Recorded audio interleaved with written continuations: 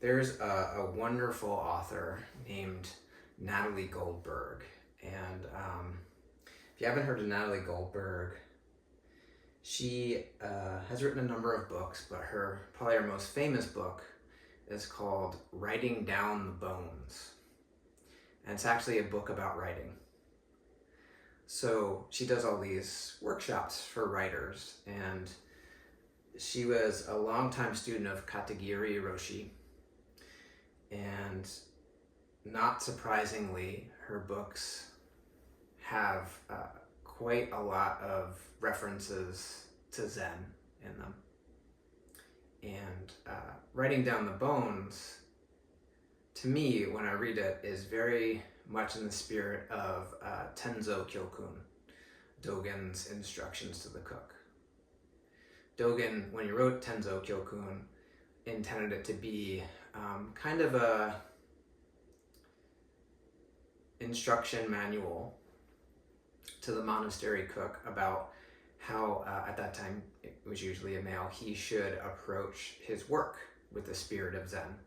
If you're a Tenzo, you spend a lot of time in the kitchen preparing food, and you don't have as much time on your cushion to do formal zazen. If you haven't read Tenzo Kyokun, it's a wonderful read. But Writing Down the Bones is very similar in that I think it speaks to the spirit of Zen, how you can bring that to the practice of writing. Another thing I really like about Writing Down the Bones is the chapters are really short. And they really lend themselves to, if you have a couple of minutes, you can sort of sit down and read the chapter. And if you are interested in writing, there's usually like a practice you can do. One of the chapters is called Doubt is Torture. Doubt is torture. So the word doubt actually comes from the Latin word for two, duo. So it has the sense of there are two options and it's hard to decide which one to go with. Imagine standing at a crossroads and kind of not knowing, is it this path or that path? It's unclear. And in these moments, our minds want to sort of pull us into deliberation. Should I do this? Should I do that? And the more we get pulled into the deliberation and doubt, the more we get deliberated, we sort of lose our sense of agency and ability to act. We're kind of at the mercy of trying to figure out the right way. So, doubt becomes this torturous state where we don't really have freedom until we can resolve that doubt in some way. And the more you try to do that by thinking about it, usually the worse it gets. So Natalie Goldberg has some, I think, interesting things to say about doubt. That, first of all, doubt is torture.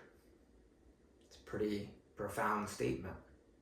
If you've been mired in doubt, I'm sure you can relate to that state of just being kind of stuck in it.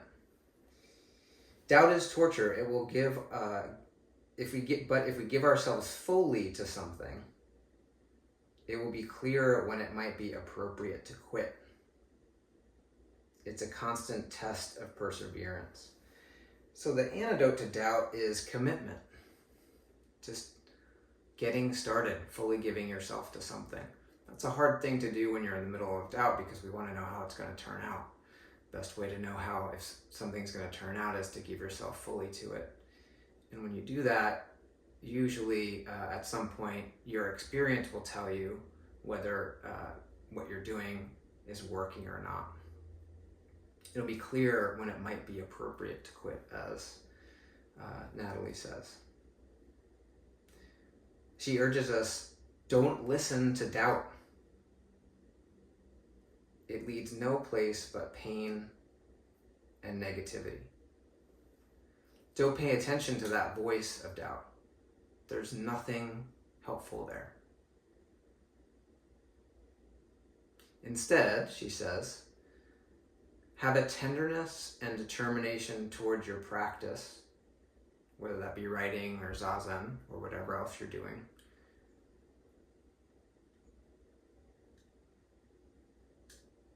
A sense of humility and a deep patience that you are doing the right thing, which is a hard thing to do when you're mired in doubt. How do you have a sense that you're doing the right thing? We don't know. We can't know until we do the thing and find out. But if you throw yourself into practice, whatever it might be, and have a sense of patience and a sense of that you will find out if it's the right thing, it's easier to take action. Avoid getting caught by that small, gnawing mouse of doubt. I like that image. It's like a little mouse in your head kind of eating at your brain. So doubt has been a very frequent companion to me in my Zen practice and in other places in my life, as you might imagine.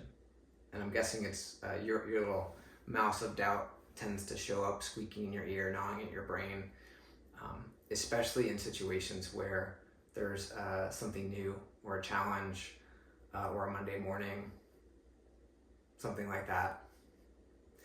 And it's tempting to try to quiet that mouse down, feed it some cheese, plead with it, and it just gets bigger and louder and interferes more. So some of the things like my mouse has squeaked in my ear are like when I first started my Zen practice, I couldn't sit for 10 minutes. What if my knees hurt too much? Or something like, no way I could do 25 minutes. Absolutely not. Zazenkai, a whole day? Well, shouldn't I be using my time for something else? And could I really make it the whole day? And what if I get a migraine or something and have to run out of the room? I'll embarrass myself. How many days is sesshin? No way I could do that. I definitely can't complete Zen 108. Can't do 108 days in a row of Zazen. How am I supposed to sew this rakusu when I've never sewn anything before in my life? And on and on and on. Kind of notice that that gnawing mouse of doubt tends to show up precisely at the choice point of, do I go forward and grow, or do I lull myself into this idea that it's safe to stay the same? And here's what I've learned about doubt. It's the handle on nearly every Dharma gate I've ever encountered. And you can't open a gate without grabbing the handle and sort of turning it and opening the gate. You have to be in contact with that doubt and not let it stop you, but maybe use it as a clue that you're about to do something new, do something that would truly be an opportunity for growth, because you don't really know what will happen. Doubt is torture because the inaction, indecision, contemplation, complacence that it urges only amplifies the feeling of insecurity and fear that is inside of doubt. Will I be able to do it? What's going to happen? And there's no resolution or answer to those questions or feelings inside of doubt, inside of trying to think your way through it. You need to grab the handle and open the gate. You need to sort of forget about the what ifs and see for yourself what is. That's really what Zen practice is. What's revolutionary about it. You can't read about it in the book. I mean, you can, But that won't ultimately do you any good. You have to see for yourself what is.